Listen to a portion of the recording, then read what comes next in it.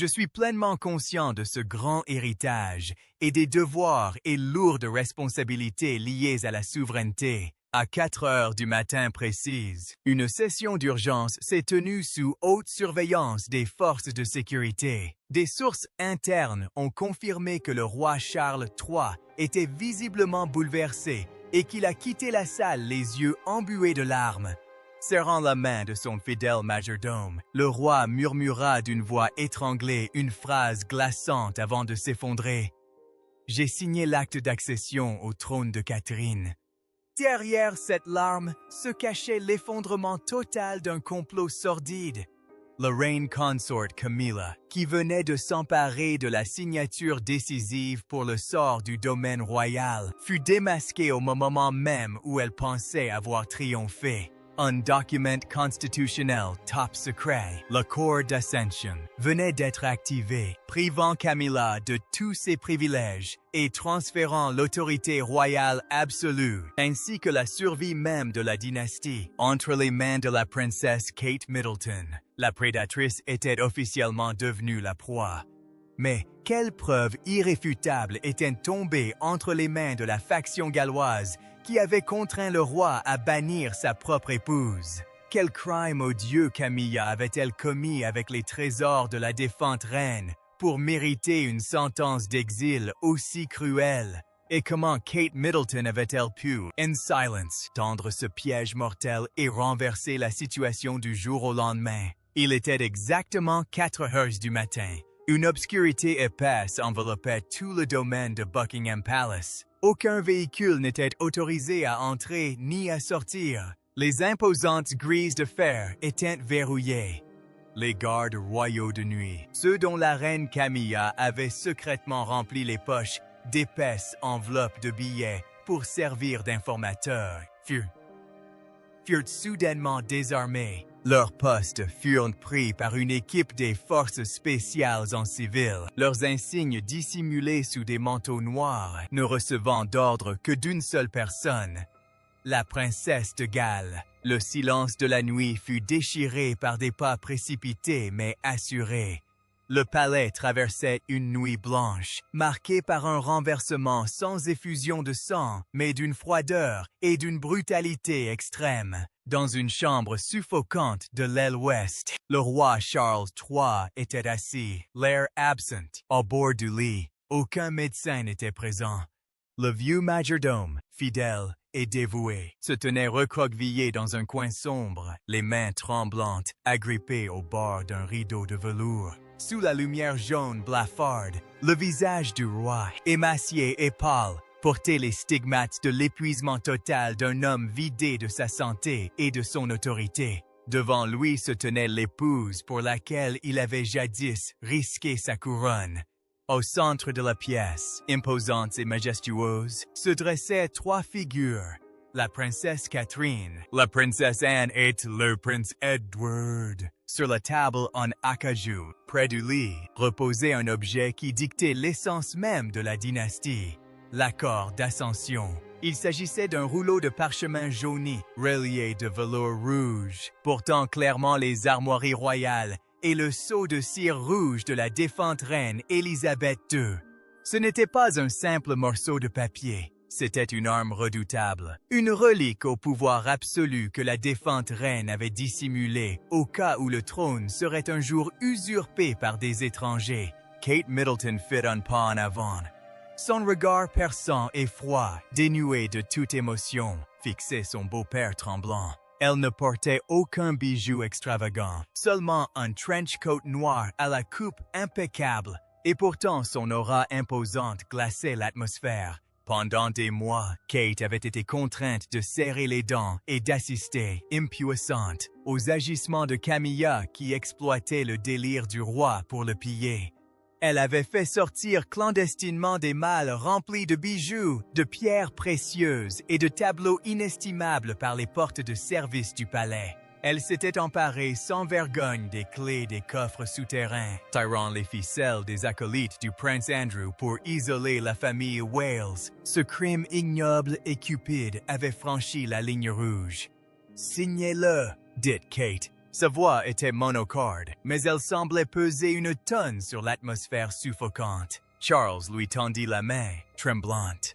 Ses doigts, rangés par l'âge, agrippèrent le stylo-plume que lui tendait le prince Edward. La plume d'or hésita au bord du parchemin. Il savait pertinemment qu'une fois ce trait de plume apposé, tout pouvoir cérémoniel, tout contrôle des biens et toute stratégie de succession quitterait définitivement les mains de Camilla pour être transférées sans condition à Catherine.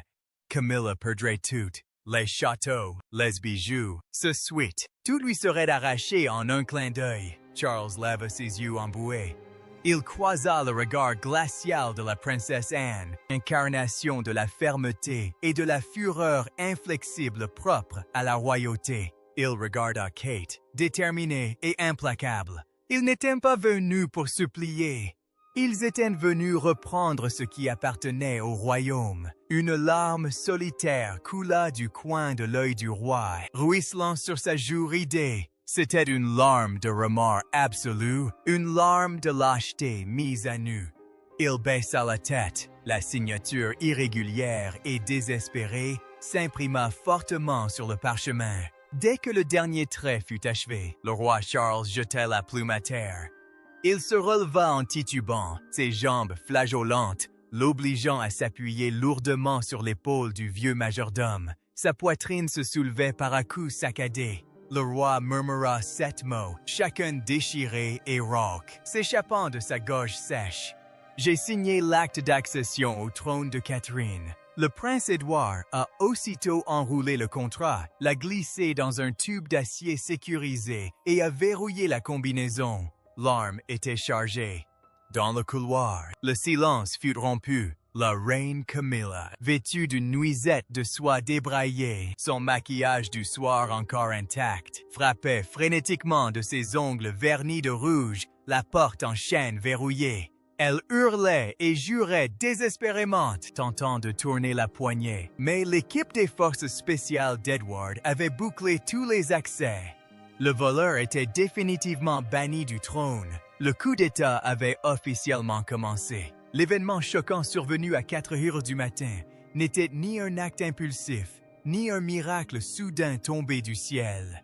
C'était une lame fatale, affûtée par la princesse Catherine au fil des années, mûrie avec une patience terrifiante. Pour comprendre la froideur impitoyable de Kate ce soir-là, il fallait remonter aux heures les plus sombres, lorsque la réputation de la famille royale avait été mise à mal. Tandis que les médias pointaient leurs flèches sur les scandales sordides des Sussex, Harry et Meghan, et les dossiers compromettants du prince Andrew, Camilla profitait de la situation pour semer la discorde. Elle se moquait éperdument de l'honneur de la dynastie. Son seul objectif était l'acquisition de biens matériels. Les agissements criminels de Camilla étaient aussi vils et machiavéliques que ceux d'une voleuse aguerrie. Commençant par de petits objets, elle a discrètement dérobé les diamants de diadème de rechange, les remplaçant par des pierres synthétiques avant de les faire passer en contrebande à ses avocats corrompus. Plus effrontément encore, elle a ciblé le trésor personnel de la défunte princesse Diana. Tard dans la nuit, il y a 3 mois, Kate se tenait sur le balcon, plongée dans l'obscurité de l'aile est, lorsqu'elle a été témoin d'une scène qui l'a révoltée. Dans la cour arrière, un camion de livraison sans fenêtre et sans plaque d'immatriculation royale était stationné tranquillement. Camilla, drapée dans un manteau de fourrure sombre, donnait personnellement des instructions à ses gardes pour charger à l'arrière du camion des boîtes de velours vert, les écrins réservés aux bijoux de famille et des Spencer. Elle s'appropriait sans scrupule les biens de William, compromettant l'avenir des enfants de Kate pour alimenter son propre plan de domination. Kate n'a pas crié. Elle n'a pas foncé pour la prendre sur le fait, car elle savait que Camilla était alors trop bien intégrée au système de sécurité. Les gardes nieraient tout, et le roi Charles, aveuglé par la maladie et la manipulation, interviendrait une fois de plus pour couvrir sa femme. Kate se retira dans l'ombre. Elle comprit que pour couper définitivement les tentacules de cette pieuvre, il lui fallait une véritable alliance, un conseil secret. La première personne qu'elle contacta fut la princesse Anne.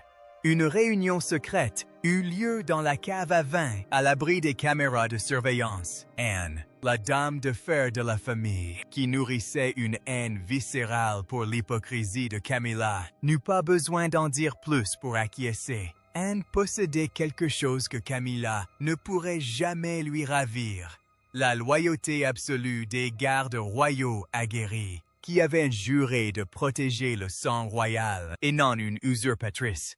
Pour démasquer les agissements sournois de Camilla, il leur fallait un agent de terrain, un espion infiltré. Le prince Edward était la pièce manquante du puzzle. Agissant comme un détective interne consciencieux, Edward ne recherchait pas la notoriété. Il a agi en silence. Lorsque Camilla a caché les malles volées dans des pièces vides de l'aile sud, Edward s'y est introduit par effraction. Il n'a pas récupéré les objets. Au lieu de cela, il fixa méticuleusement des puces de microtraçage, aussi fines qu'une feuille de papier, au dos des tableaux et au fond des boîtes à bijoux. Le dernier maillon de ce réseau de renseignements était la princesse Béatrice. Tirant parti de son statut de nièce du prince André, la faction alliée à Camilla joua le rôle d'une spectatrice inoffensive, assistant fréquemment aux thés donnés par la reine consort. Dès lors, Béatrice mémorisa chaque nom, chaque plaque d'immatriculation des avocats corrompus engagés par Camilla, fournissant à Kate le calendrier précis des transactions effectuées en contrebande. Pendant des mois, Camilla demeura satisfaite et arrogante. Elle organisait tranquillement des fêtes somptueuses, exhibant les colliers de jade qu'elle venait de dérober dans les coffres, lançant des regards méprisants à Kate, absolument convaincue que cette belle fille de la classe moyenne était trop faible pour se défendre. Mais elle ignorait que chaque mouvement, chaque mal déplacé, chaque réunion louche était consigné par le Conseil de l'Ombre pour constituer un dossier irréfutable. Il tissait un immense filet d'acier, attendant le moment où l'ennemi serait le plus grisé par sa cupidité pour le resserrer. Même avec les preuves des vols sordides en main, Kate savait que cela ne suffirait pas à obtenir une condamnation sans appel. Les avocats de Camilla étaient prêts à user de tous les stratagèmes juridiques possibles, prétextant des cadeaux du roi pour faire traîner les choses. Pour anéantir définitivement le pouvoir de Camilla, la faction juste avait besoin d'une arme juridique suprême, d'une preuve irréfutable dotée d'une autorité judiciaire absolue. Et cette preuve existait bel et bien, l'accord de l'Ascension.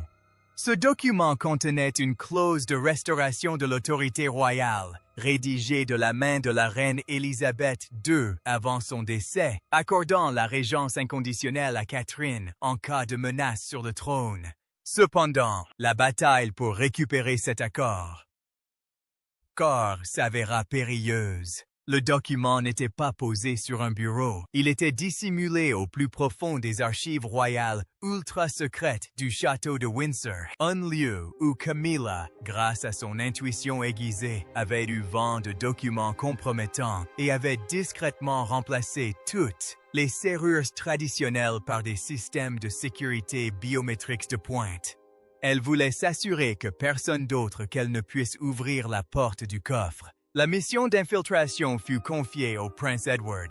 Ce fut le moment où ses talents d'espionnage atteignirent leur apogée. Edward ne pouvait pas enfoncer la porte. Cela aurait déclenché l'alarme dans tout le palais. Il avait besoin de l'empreinte digitale de Camilla. L'occasion se présenta lors d'un banquet d'État. Au milieu des lustres en cristal étincelant et d'une musique mélodieuse, Edward jouait le rôle de l'oncle humble, gardant ses distances. Son regard était rivé sur le verre de vin en cristal que tenait Camilla. Au moment où la reine consort déposa son verre vide sur le plateau d'un serveur pour se tourner et serrer la main d'un invité, Edward s'approcha. D'un geste rapide et habile, il remplaça le verre par un autre verre vide, glissant l'épreuve, couverte des empreintes digitales de Camilla, dans la poche intérieure de son manteau. Cette même nuit, dans un laboratoire souterrain, Edward retira soigneusement l'empreinte digitale parfaite de Camilla de la surface du cristal et l'imprima sur un film de silicone ultra fin à une heure précise du matin, alors qu'une averse torrentielle s'abattait sur le château de Windsor. Edward neutralisa les caméras du couloir à l'aide d'un brouilleur de signal portatif. Il longea les murs de pierre froide et arriva devant la porte blindée en acier de la chambre forte des archives. Enfilant la telle en silicone sur son index, Edward appuya fermement sur le scanner optique. Un faisceau de lumière bleue le balaya. Le voyant devint vert. La lourde porte d'acier s'ouvrit sans un bruit. À l'intérieur de la chambre fort obscure, imprégnée d'une odeur de vieux papier et d'humidité, Edward balaya des centaines d'étagères de documents avec une lampe torche UV. Finalement, dans le recoin le plus reculé, derrière des malles remplis de manteaux anciens, il la trouva. Une boîte en fer noir de jet, gravée des armoiries de la reine. Edward encrocheta la serrure. Le parchemin relié de velours rouge reposait tranquillement à l'intérieur. L'alliance avait été découverte. Edward transporta secrètement le parchemin jusqu'au palais de Buckingham la nuit même, se glissant par la porte latérale la plus étroite, réservée aux livreurs de charbon, et échappant ainsi au périmètre de sécurité extérieure contrôlé par la faction de Camilla. Lorsque le parchemin fut déposé sur la table devant Kate et la princesse Anne, leurs regards se croisèrent. L'épée avait été dégainée. La preuve irréfutable était enfin réunie. Le moment était venu de tendre le piège final au roi Charles, de le confronter à la vérité et de chasser physiquement le voleur du trône. Tout était prêt pour le raid de 4 heures du matin. Revenons à ce moment de silence de mort à 4 heures du matin, juste après qu'Édouard eut mis sous clé le tube d'acier contenant l'accord d'ascension signé par le roi. Une purge sanglante, un redécoupage éclair des rapports de force, commença alors à déferler sur Buckingham Palace comme un ouragan irrésistible. La reine consort Camilla continuait de frapper frénétiquement à la porte depuis le couloir, ses cris résonnant dans le silence de mort. « Ouvrez la porte! »« Que faites-vous, Sir Lords? »« À mon mari? Je suis la reine consort de ce pays. » Les portes en chaîne s'ouvrirent brusquement. La princesse Anne apparut, le visage dur comme la pierre. Elle ne daigna même pas jeter un second regard à Camilla. Le claquement sec des bottes de cuir d'Anne résonna sur le sol de marbre. « Tu n'es plus rien dans ce bâtiment !» lança-t-elle froidement. Elle fit un bref signe de tête. 2 imposants agents royaux en civil noir s'approchèrent aussitôt. Sans hésiter, ils immobilisèrent les bras de Camilla qui se débattait, les tordant fermement dans son dos. « Lâchez-moi! Vous êtes fous? Je vous ferai tous écorcher vifs! » Camilla se débattait sauvagement, les yeux écarquillés de panique en réalisant que ses gardes du corps avaient complètement disparu. Personne ne venait à son secours. 2 hommes l'entraînèrent dans le couloir, ses précieuses pantoufles de soie tombant à terre. Camilla fut définitivement écartée du pouvoir par une action physique des plus brutales et décisives. Elle fut temporairement enfermée dans une pièce vide de l'aile est, sans téléphone ni personnel.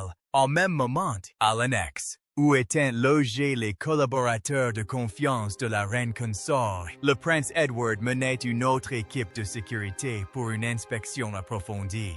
Ils ont défoncé les portes des bureaux des avocats et des conseillers financiers engagés par Camilla, les ordinateurs contenant les données relatives au trafic d'actifs et les fichiers de faux documents ont été immédiatement scellés et confisqués. Les complices, à moitié endormis, ont été arrachés de force à leur lit.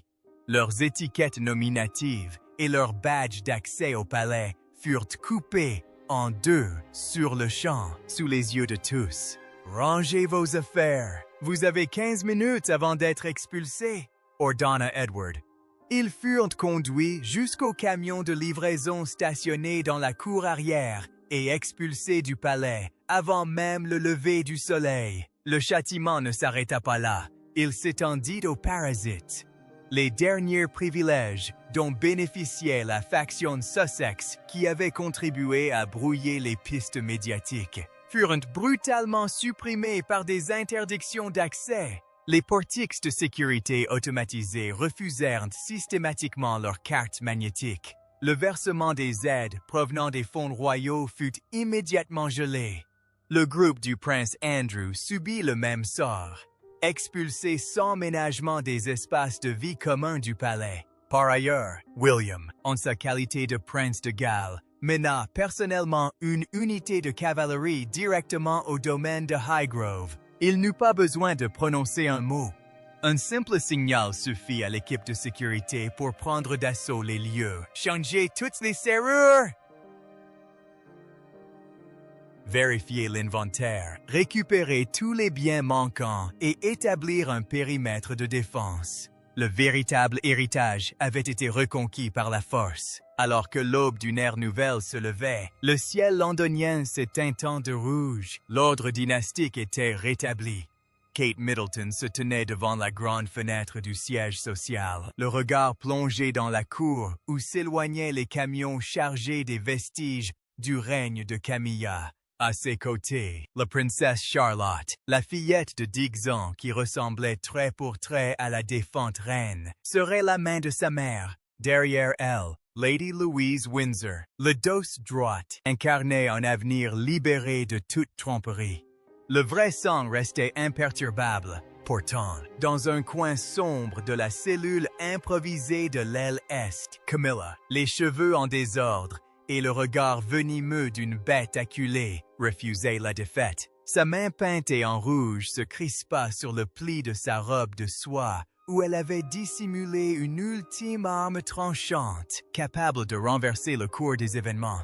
Elle s'apprêtait à lancer un appel qui révélerait un secret explosif concernant le roi Charles afin de faire chanter Kate. Le point culminant de cette guerre sans effusion de sang n'en était qu'à ses débuts. Confinée dans la chambre vide de l'aile est, réservée à la reine consort, Camilla arpentait la pièce frénétiquement, telle une bête acculée. La soie précieuse qui la recouvrait était froissée. Pas de guards, pas de flagorneurs, mais Camilla n'avait jamais été du genre à se rendre facilement. De la doublure de sa robe, elle sortit une clé en laiton terni et un téléphone microsatellite, objet qu'elle gardait toujours sur elle, au cas où les choses tourneraient mal. Elle savait que la carte de l'Ascension, signée par le roi, était un coup fatal, mais si elle pouvait prouver que Charles avait été contraint d'agir sous l'emprise de la folie, le document tout entier ne vaudrait plus rien. De plus, Camilla détenait une preuve accablante qui, selon elle, pouvait anéantir toute la faction galloise.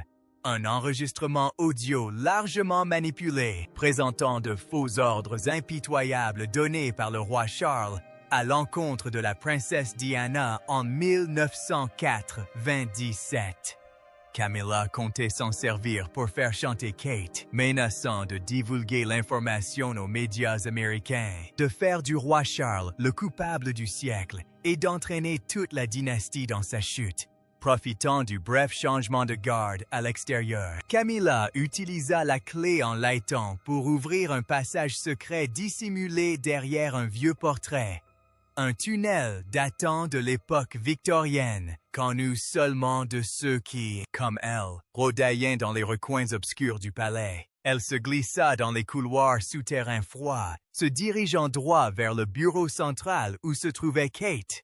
La porte du bureau s'ouvrit brusquement et Camilla entra avec un sourire cruel. Elle jeta le téléphone satellite sur le bureau en marbre. « Tu croyais vraiment qu'un bout de parchemin suffirait à me faire sortir d'ici? » Petite peste de la classe moyenne, siffla-t-elle, le regard venimeux fixé sur Kate. D'une simple pression sur un bouton, les médias du monde entier s'emparent d'un dossier de l'enregistrement audio secret. Le public découvrira le vrai visage de Charles. Le trône que vous vous efforcez tant de conserver pour votre fils s'évaporera comme par magie. Détruisez ce parchemin sur le champ. Rendez-moi le coffre à bijoux ou toute cette famille brûlera. Elle se tenait là, triomphante, attendant que Kate panique. Elle s'attendait à ce que Kate tombe à genoux et implore qu'on protège l'honneur royal. Mais Kate ne s'y a même pas. Elle resta immobile, silencieuse, près de la fenêtre, la lumière du matin caressant son visage anguleux et d'un calme terrifiant. Kate n'a pas protesté. Elle n'a pas cédé. Il n'y a eu ni négociation ni compromis. Lentement, Kate glissa la main dans la poche de son trench coat. Elle n'en sortit ni un chèque en blanc, ni un mandat d'arrêt. Elle en sortit une enveloppe jaunie, dont le seau de cire était brisé. C'était une lettre manuscrite. Tu croyais être la seule à cacher des secrets, demanda Kate en s'avançant et en jetant l'enveloppe à côté du téléphone de Camilla. Lis-la. Voyez si votre atout a encore de la valeur. Camilla fronça les sourcils en ramassant la lettre avec prudence. L'écriture penchée, assurée et familière lui sauta aux yeux. C'était bien la main du roi Charles, mais l'encre était sèche depuis des jours. Cette lettre n'avait pas été écrite dans la panique de 4 heures du matin. Elle avait été écrite en toute lucidité et en toute liberté. Son contenu était comme des poignards plantés en plein dans la rétine de Camilla. Ah, Catherine, je connais tous les actes sordides de Camilla. J'ai choisi de souffrir en silence, comme une punition que je m'inflige pour les péchés que j'ai commis contre Diana. Cet enregistrement audio est un faux, mais ma lâcheté était bien réelle. Je n'ai plus la force de combattre ni le droit de siéger sur ce trône, de détenir les clés, les sceaux et l'avenir de la dynastie. Je vous les confie en toute liberté. Vous étiez de toute façon destiné à porter la couronne. Je n'étais tout simplement pas prête à lâcher prise. Cette lettre manuscrite fut le retournement de situation le plus brutal. Elle a complètement dépouillé Camilla de son moyen de chantage. En révélant volontairement sa lâcheté et en renonçant au pouvoir avant même le raid, le roi Charles avait déjoué toutes les tentatives de diffamation de la reine consorte. L'enregistrement truqué de Camilla n'était plus qu'un ramassis d'âneries, incapable d'intimider un homme qui avait volontairement abdiqué. Les mains de Camilla, aux ongles rouges, tremblaient violemment. La lettre tomba à terre. Elle recula, les yeux écarquillés d'horreur et de désespoir. Se croyant une chasseuse hors pair, Camilla n'aurait jamais imaginé que le silence du roi serait le nœud coulant qui se resserrerait autour de son propre cou.